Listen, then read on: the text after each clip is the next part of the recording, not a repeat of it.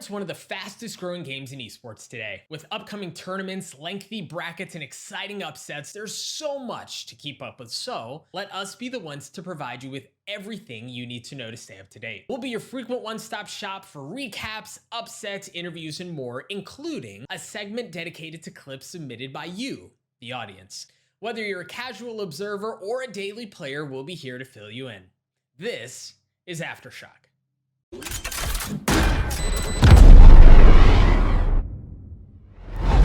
Up first, let's take a look at how both teams from North America qualified for Valorant's first international event. Sentinels came into the event considered by many as the strongest team in North America, and they lived up to the hype when it mattered the most. They look great in wins over Version1, 100 Thieves, and Cloud9, and while none of the series wins were sweeps, their individual map wins were convincing, and they're riding that momentum and the reputation of being one of the world's best into the global stage. Version1 had a much more precarious road to REYKJAVÍK. An early trip to the lower bracket after a loss to Sentinels in round 1 put V1 in a do-or-die situation, and fortunately for the V1 faithful, they showed that they're indeed never done. It was a heroic run through the lower bracket that included a 2-1 win over Andbox, a 2-0 win over NRG, a 2-1 win over Envy, and lastly, a 2-1 win over the hot-handed Cloud9 that earned them the right to represent North America among the world's best. That brings us to the most highly anticipated Valorant tournament to date, Masters 2 in Reykjavik, Iceland. As I mentioned, there are 10 teams advancing, with Version1 and Sentinels taking both of the North American regional slots. Joining Sentinels in V1 in Iceland are the following teams. From Brazil, we've got Team Vikings and KRÜ Esports. From the EMEA region, join Team Liquid and Fnatic. Japan sends Crazy Raccoon as their representative, and Korea sends NUTURN Gaming as theirs.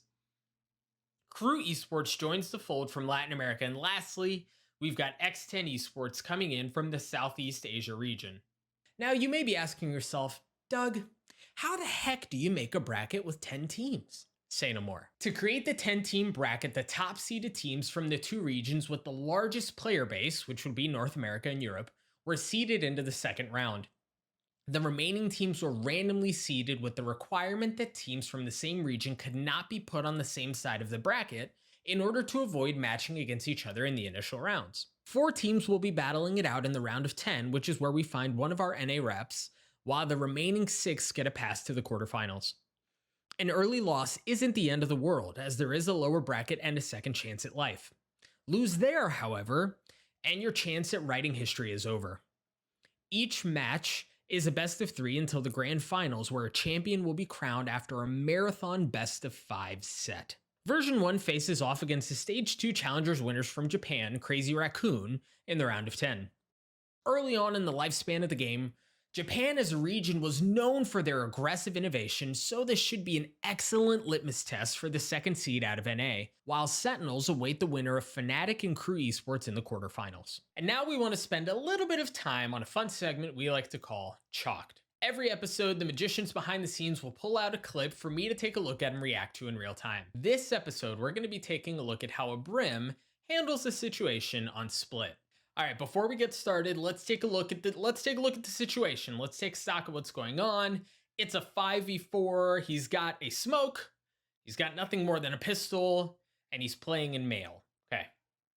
That's all we see so far. Let's roll a clip and see what ensues.